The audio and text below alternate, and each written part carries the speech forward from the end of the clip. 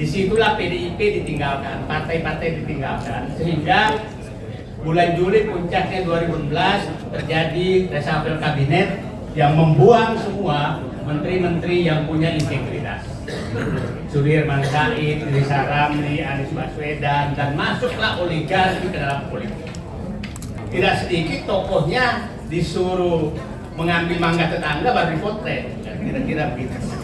Nah, baru foto itu yang dipegang, tahu mencuri mangga tetangga. Kekuatan Jokowi itu hanya satu, oligarki saja. Kalau ini kita bisa potong, maka dia sudah tidak punya kekuatan apa-apa karena PDIP. Dan ingat, oligarki saat itu bukan etnis yang oligarki sekarang. Kalau saya jelaskan, ya jelas. Jadi jangan oligarki sekarang seakan-akan berperan terhadap negara. Pada saat zaman kemerdekaan, oligarki yang etnis sekarang itu sama sekali tidak ada yang membantu tentara rakyat berjuang. Nah, Orde Lama, Bung Karno itu oligarki yang kaya raya yang menyumbang. Monas, Garuda, itu dari bukan oligarki mereka. Pada saat Pak Harto itu oligarkinya, kita sebut nama dulu Jimbaran, itu Pak Harto masih melarang mengambil tanah, masih melarang mengambil tambang, boleh berdagang, tapi di luar tidak boleh masuk ke mengambil hak-hak negara dan hak rakyat. Itu tegas, nggak bisa masuk. Nah, setelah reformasi, oligarki ini melakukan kudeta terhadap konstitusi. Dan kita harus paham, amandemen Undang-Undang Dasar 45 itu tidak lepas dari agenda mereka. Itu agenda mereka, sehingga itu gampang sekali diubah. Terus setelah itu masuklah kudeta dia 2015 oleh Jokowi. Nah, saat itu merasa bahwa ini sudah bebas sekali, maka dia ubah undang-undang apapun sesuai dengan dia, termasuk undang-undang cipta kerja. Itu dia lakukan. Itu adalah pesanan oligarki. Setelah itu berhasil, udah ada pasangan undang-undangnya, maka dia ubah menjadi PSN di mana-mana atas pimpinan oligarki.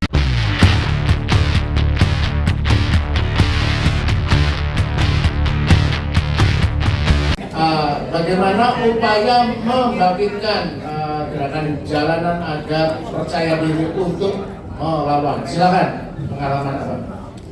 Terima kasih. Assalamualaikum warahmatullahi wabarakatuh.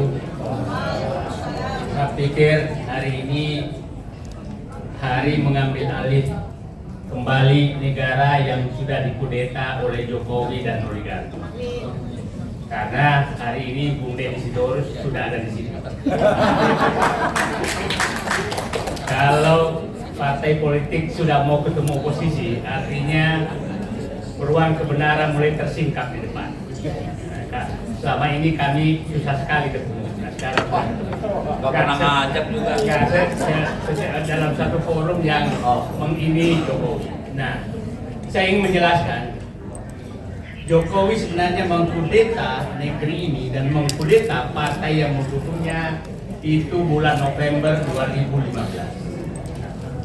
Di saat itu saya dengan Pak Sudirman Said membongkar Papa minta saham dan dimarahi karena menyinggung oligarki. Nah, di situ saya melihat Pak Jokowi negara ini sudah dikudeta oleh Jokowi bersama oligarki. Disitulah PDIP ditinggalkan, partai-partai ditinggalkan, sehingga bulan Juli puncaknya 2016 terjadi reshuffle kabinet yang membuang semua menteri-menteri yang punya integritas. Sudirman Said, Rizal Ramli, Anies Baswedan, dan masuklah oligarki ke dalam politik. Jadi sebenarnya kita harus menganggap bahwa Jokowi sudah melakukan kudeta bersama oligarki itu 2015 dan berlanjut 2017. Setelah itu Jokowi mengabaikan semua, termasuk ketua partai yang membesarkan Jokowi sekeluarga. Keluarga maksudnya semua, besar sampai dia. Nah, Jadi kalau sakit hati tidak ke Jokowi kira-kira diukur 1 sampai 10, kalau saya 5 dari 10 artinya 11. Nah, itulah yang terjadi sehingga apapun yang kita lakukan, partai-partai lakukan itu juga bagi Jokowi tidak penting. Bagi Jokowi tidak penting. Konsultan politik mereka memberitahu bahwa Pak Jokowi yang penting Bapak punya uang maka semua dibereskan. Itu asumsi politik dia. Kenapa Jokowi melakukan itu? Karena dia tahu IQ orang-orang Indonesia sekarang yang dibikin oleh dia juga itu tinggal 78 IQ 78. Nah, dia pelihara penerima bansos 120 juta orang. Itu yang tiap 3 bulan menunggu bansos.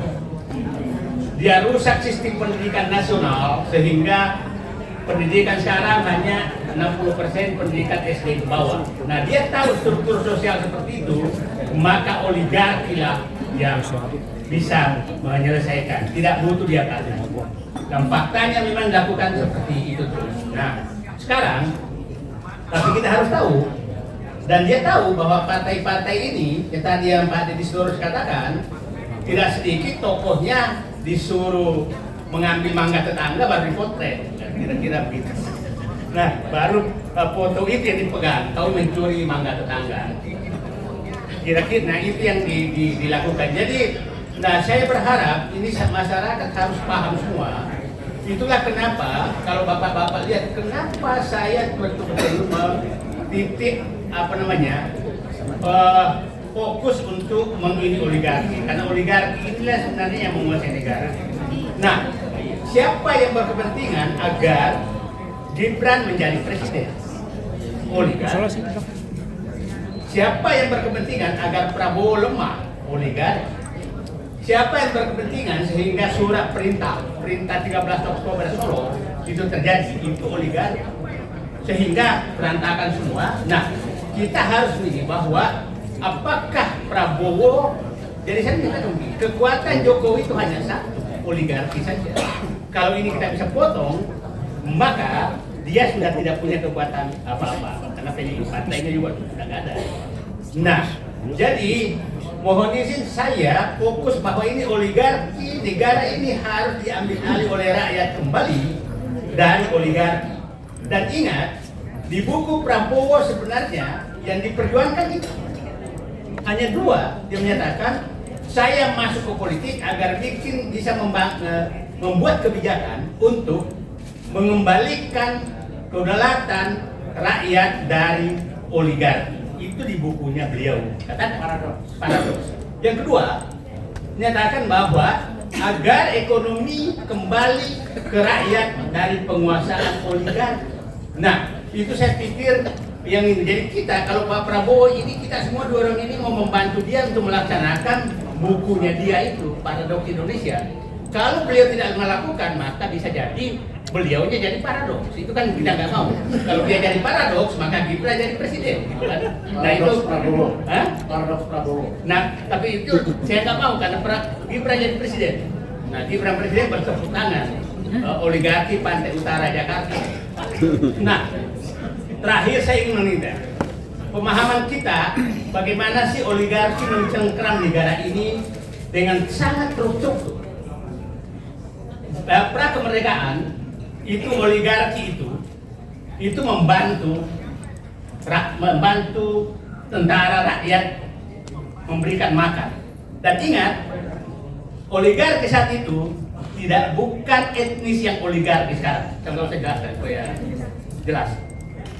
Jadi jangan oligarki sekarang seakan-akan berperan terhadap negara. Pada saat zaman kemerdekaan, oligarki yang etnis sekarang itu sama sekali tidak ada yang membantu tentara rakyat berjuang. Nah, Orde Lama, Bung Karno itu oligarki yang kaya raya yang menyumbang. Monas, Garuda, itu dari rakyat, bukan oligarki mereka. Pada saat Pak Harto itu oligarkinya, kita sebut nama dulu Jimbaran, itu Pak Harto masih melarang mengambil tanah, masih melarang mengambil tambang, boleh berdagang.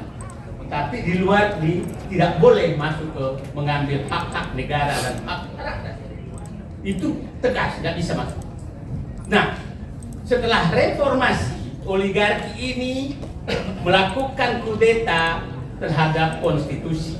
Dan kita harus paham, amandemen Undang-Undang Dasar 45 itu tidak lepas dari agenda mereka. Itu agenda mereka, sehingga itu gampang saya ubah. Terus setelah itu masuklah kudeta dia 2016 oleh Jokowi. Nah, saat itu merasa bahwa ini sudah bebas sekali, maka dia ubah undang-undang apapun sesuai dengan dia, termasuk undang-undang cipta kerja. Itu dia lakukan. Itu adalah pesanan oligarki. Setelah itu berhasil, udah ada pasangan undang-undangnya, maka dia ubah menjadi PSN di mana-mana atas pimpinan oligarki.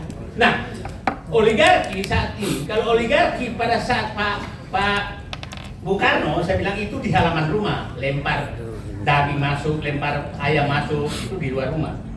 Pada saat Pak Harto itu ada di pavilion, nggak boleh masuk ruang tamu. Pada saat Jokowi itu Masuk dapur. dia ngusir penghuninya yang dia ada di dalam dapur mereka.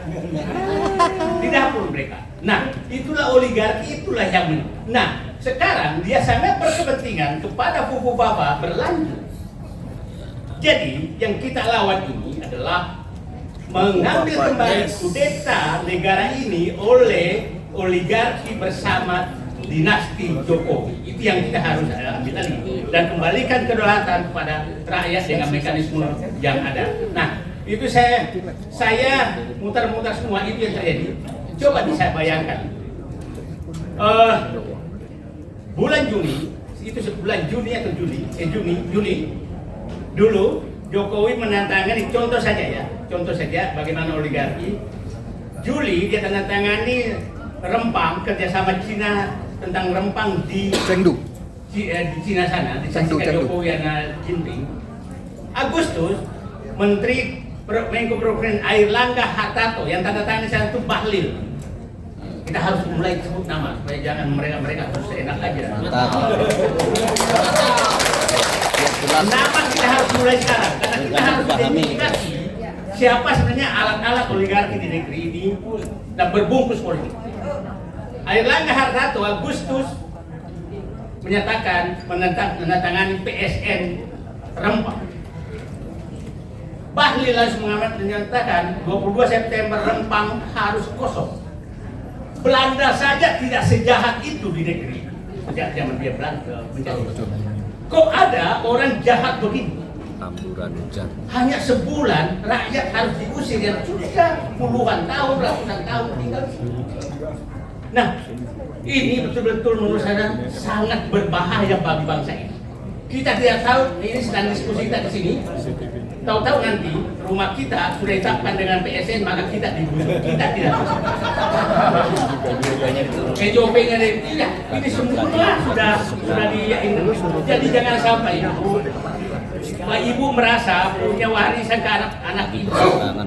Padahal sudah diambil semua oligarki dengan Jokowi sebagai bonekanya. Itu yang harus kita ini kan. Nah, itulah coba bayangkan ada satu provinsi itu tanah izin macam-macam di provinsi itu ada 5 provinsi, ada satu tapi nggak usah saya sebutkan nanti dianggap provokasi lagi. Yang tanah-tanah yang diserahkan ke oligarki sudah lebih luas dari provinsi tersebut.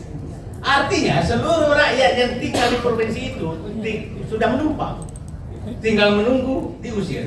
Jadi kalau Fufu Baba ini terus jadi dinasti terus, maka ini kita semua menjadi penumpang dan akan diusir oleh mereka. Itu yang kita harus ingat semua. Nah, itulah saya pikir. Jadi saya menyatakan Pak Deddy Sitorus, terima kasih. Kami tujuan perjuangan kita sama, melepaskan negeri ini dari kekuasaan dinasti Jokowi bersama oligarki. Terima kasih.